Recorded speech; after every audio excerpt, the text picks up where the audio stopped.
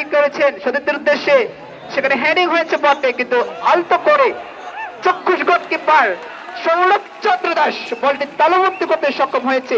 এই সৌরভের কথা আলাদা করে বলতে হয়, এর আগের খেলায় দ্বিতীয় সেমিফাইনাল ম্যাচটিতে নিজের নামের প্রতি সুবিচার করেছেন বলতে গেলে বলতে হয়, কিন্তু সেন্টার ব্যাক পজিশনে খেলে থাকেন এই খেলোয়াড়, খানিকটা উপরে এসে ফ্রি কিক নিচ্ছেন, লম্বা করে ফ্রি কিক করেছেন, সেখানে সতীর্থ ছিল কিন্তু অফসাইডের ঝান্ডা।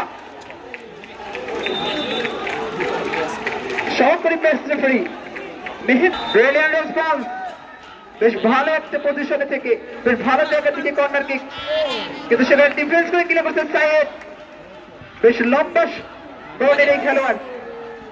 আবার আক্রমণের প্রচেষ্টায় কাটারের প্রচেষ্টায় মেকানিক্যাল মাঠে মিডল প্রান্ত থেকে, কিন্তু রেফারির বাঁশি ফ্রি কিক প্রবেশের ক্ষেত্রে মেকানিক্যাল মিডল প্রান্ত থেকে লম্বা করে দিয়েছিল, কিন্তু গোললাইন অতিক্রম করে মাঠের বাহিরে বল।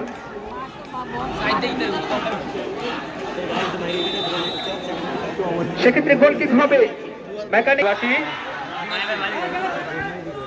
ফাউলের সম্ভাবনা, কম্পিউটার ডিপার্টমেন্টের একটি প্লেয়ার মাঠে কিছুটা ইনজুর হয়ে পড়ে আছে।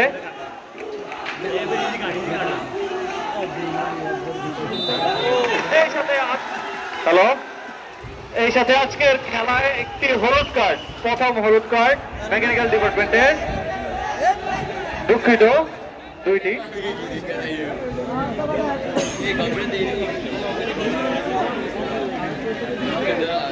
মেকানিক্যাল ডিপার্টমেন্টে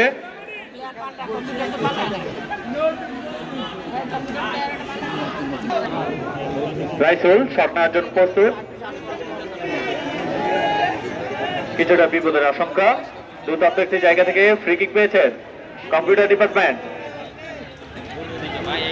লম্বা শট নেওয়ার জন্য প্রস্তুত, এই সাথে রেফারির পাশেই, কিন্তু না, প্রথমে ডিফেন্সের এটা, এই সাথে বল চলে গেল। ফ্রি কিক নেওয়ার জন্য প্রস্তুত,